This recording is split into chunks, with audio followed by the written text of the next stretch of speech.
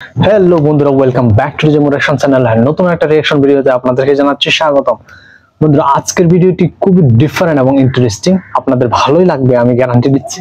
কারণ আজকের ভিডিওতে আমরা দেখব বাংলাদেশের যে টপ পপুলার সিঙ্গার আছেন, ওনারা আসলে কোত্থেকে উঠে এসেছেন বা কিভাবে ওনারা এত জনপ্রিয়তা পেয়েছেন, এই ধরনের একটা ভিডিওর উপর রিঅ্যাকশন দেব। ভিডিওটি টাইটেলটা হচ্ছে প্রতিযোগিতা থেকে উঠে এসে যেসব শিল্পীরা সালমা, কোনাল, ইমরান, পড়শি, মানে যে সমস্ত শিল্পীরা কম্পিটিশন থেকে উঠে এসে পরবর্তীতে নিজের জায়গা করতে পেরেছেন বা নিজের জন্য একটা ফ্যান ক্লাব তৈরি করতে পেরেছেন, সবার কাছে পরিচিতি পেয়েছেন।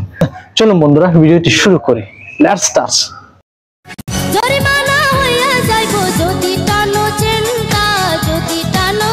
এটা কে?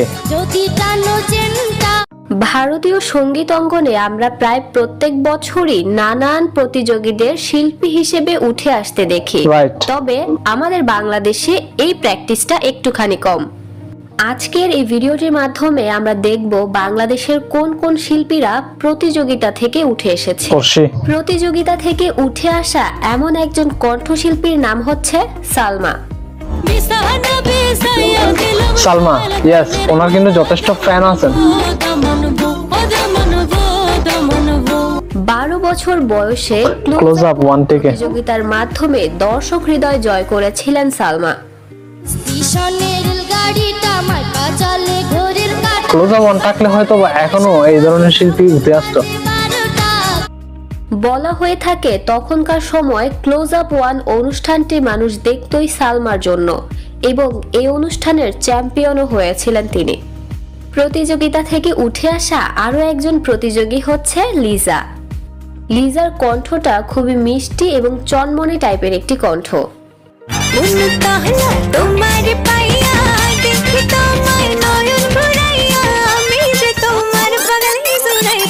এই লিজা উঠে এসেছেন 2008 সালে অনুষ্ঠিত হওয়া ক্লোজ আপ 1 থেকে। সে সময় তার ভুল করে যদি কখনো, আচ্ছা এই গানটা ওনারই গাওয়া না, ভুল করে যদি কখনো, খুবই খুবই জনপ্রিয়তা পেয়েছিল এই গানটা। ওই সময় প্রায় প্রত্যেকটা গানে কিন্তু প্রত্যেকটা মোবাইলে এই গানটি থাকতো। কণ্ঠশিল্পী হচ্ছেন পড়শি।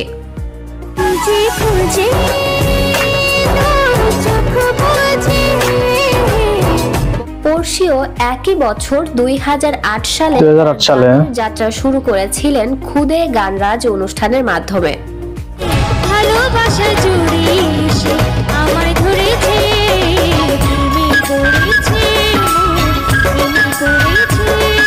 এই প্রতিযোগিতায় দ্বিতীয় রানার্স আপ বিজয়ী হওয়ার মাধ্যমেই পড়শির সঙ্গীত যাত্রা শুরু হয়।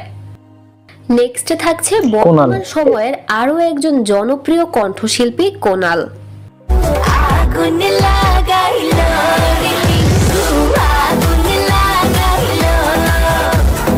কোনালের এই ঈদে মুক্তিপ্রাপ্ত সুরমা সুরমা গানটিও ব্যাপক জনপ্রিয়তা পেয়েছে এবার।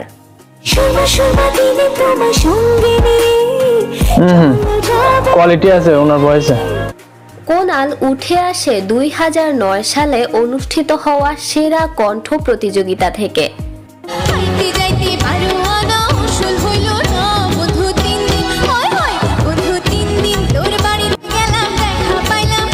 এরপরে বলতে হয় বাংলাদেশে বর্তমান সময়ে একচেটিয়া ভাবে রাজত্ব করছে যে শিল্পী ইমরানের কথা।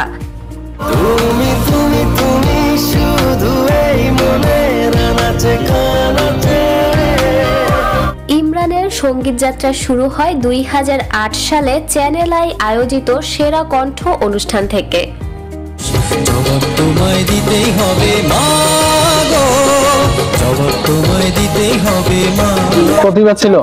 এই অনুষ্ঠানটি যখন শুরু হয় তখন HSC বোর্ড পরীক্ষা চলছিল। ইমরান এই পরীক্ষা না দিয়েই এই অনুষ্ঠানে অংশগ্রহণ করেছিল।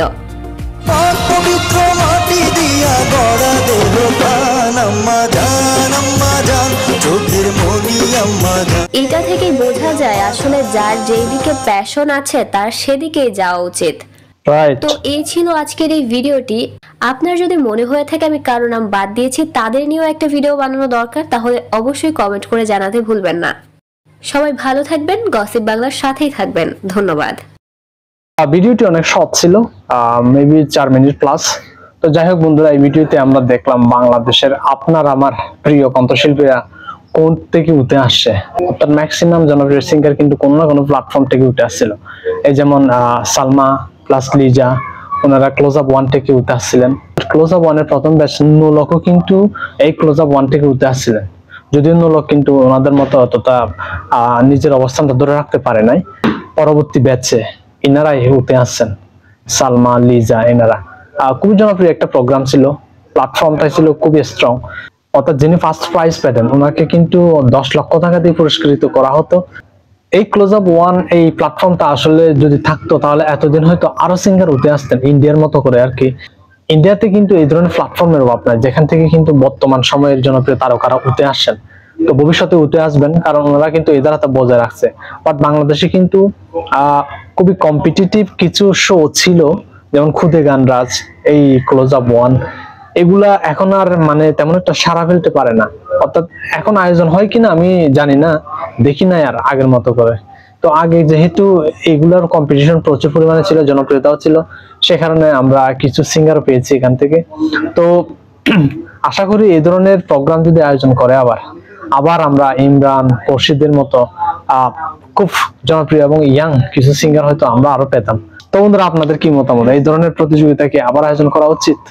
প্লিজ কমেন্ট সেকশনে জানাবেন। আর যদি ভালো লাগে থাকে একটা লাইক কমেন্ট, চ্যানেলটা সাবস্ক্রাইব করে পাশে থাকবেন। তো সবাইকে অসংখ্য ধন্যবাদ সাথে থাকার জন্য।